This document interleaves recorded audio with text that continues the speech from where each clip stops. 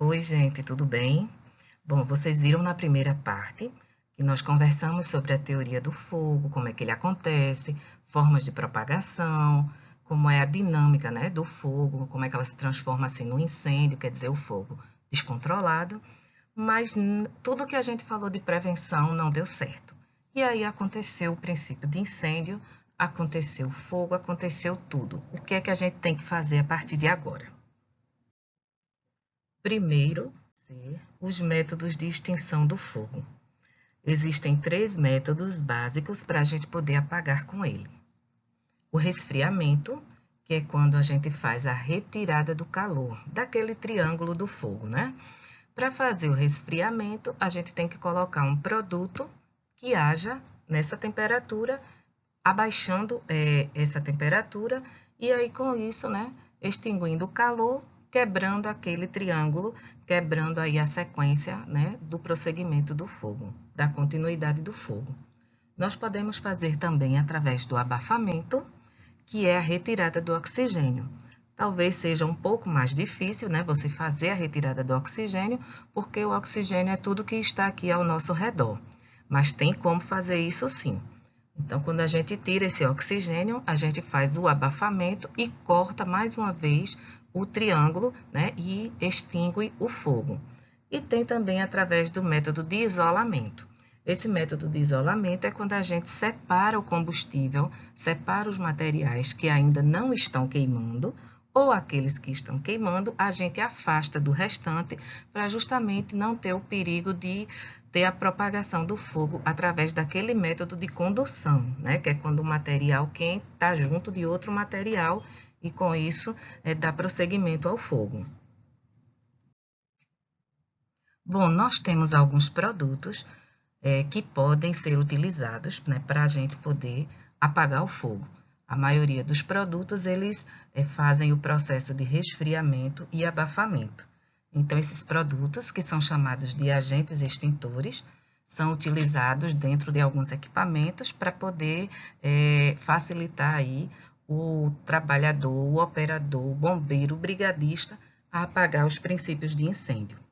Dentre os agentes extintores mais comuns, nós vamos ter a água, que é usado em bastante quantidade e tem de forma até mais fácil, usado pelo pessoal do Corpo de Bombeiros.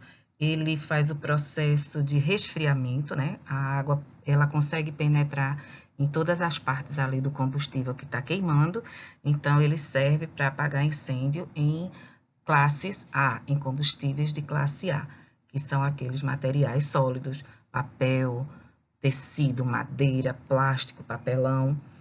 E pode ser usado como um jato sólido ou como um jato em neblina. Vocês estão vendo aí a figura de 2 profissionais, 2 bombeiros, usando um equipamento, na verdade, que ele consegue utilizar, consegue ser usado para jato sólido e para jato em neblina.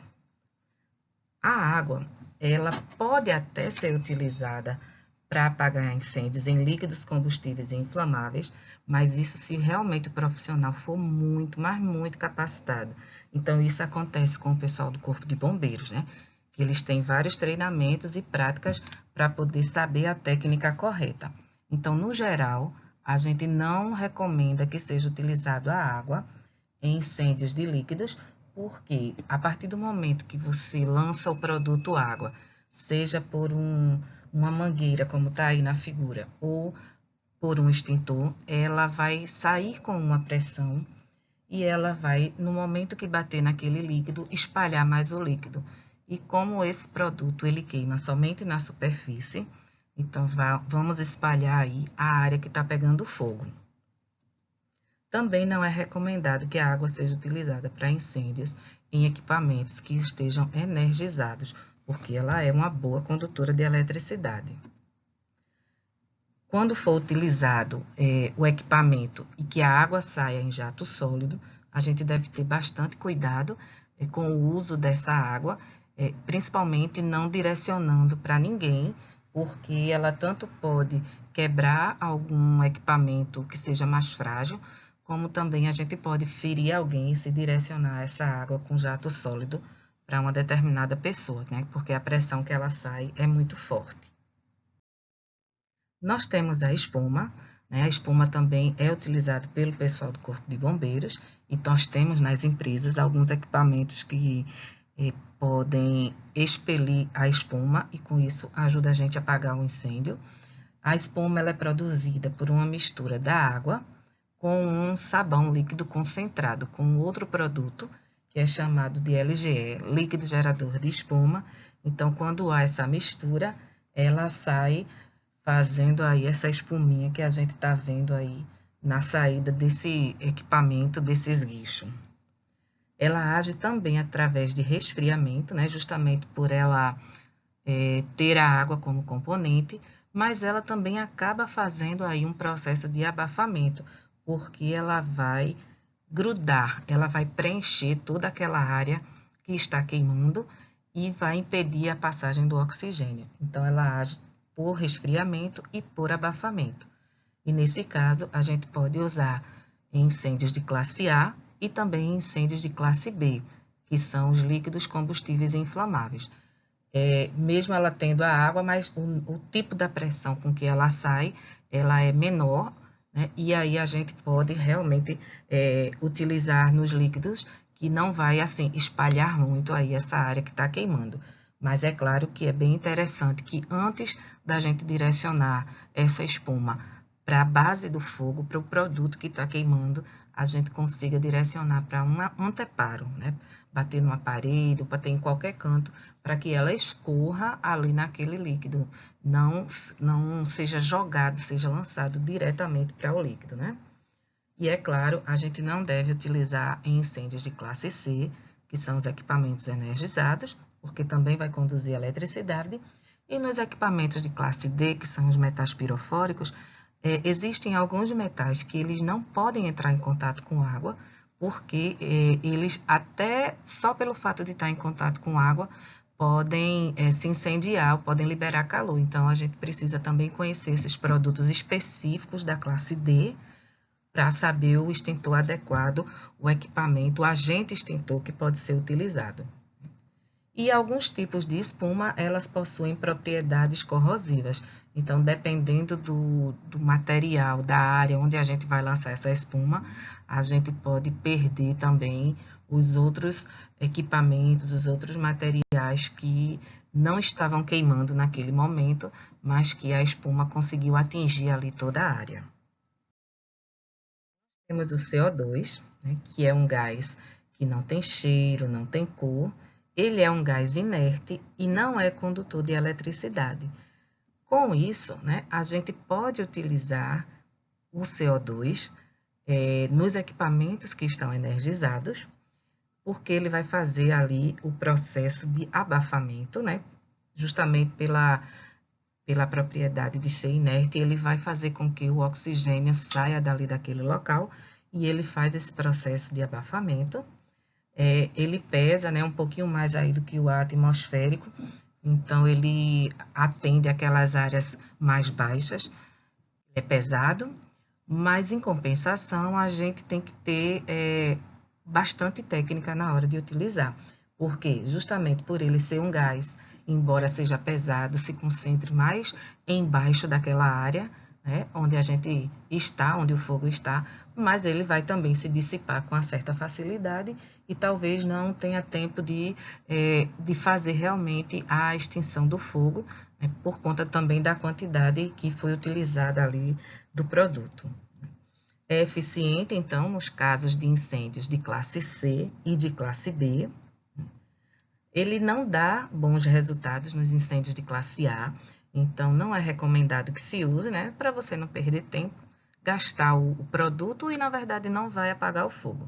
Então, por isso que a gente direciona os agentes adequados para cada tipo de classe.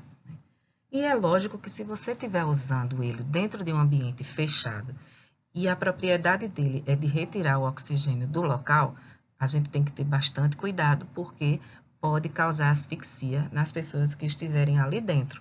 Então, a técnica de utilizar o CO2, o local onde utilizar o CO2, ele é analisado previamente pelo pessoal da área de engenharia de segurança, colocado através de projetos aprovados pelo Corpo de Bombeiro, porque eles têm vantagens e desvantagens.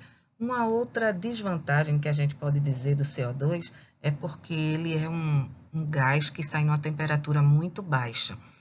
E se você direciona esse gás para alguma pessoa, né, para o corpo de alguém, você ainda corre o risco, né, que essa pessoa tenha queimaduras por conta da temperatura muito baixa desse gás. Quer dizer, não só a outra pessoa, né? Você também, se estiver usando algum equipamento com CO2, a gente tem que saber utilizá-lo corretamente para que também não se queime, né, e faça a extinção do fogo com o máximo de segurança possível. Nós temos o agente pó químico seco, que ele age por abafamento na extinção do fogo.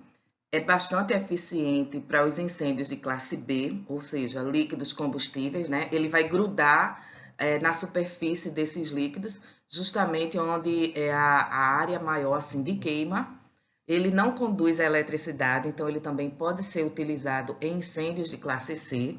No entanto, dependendo do equipamento que você tiver, talvez seja mais interessante utilizar o extintor de CO2, o agente CO2, porque o pó, como é um bicarbonato de sódio, ele vai acabar penetrando nas partes mais sensíveis aí desse equipamento e pode causar uma corrosão e, além disso, é difícil de ser retirado dali, né? De ser limpo.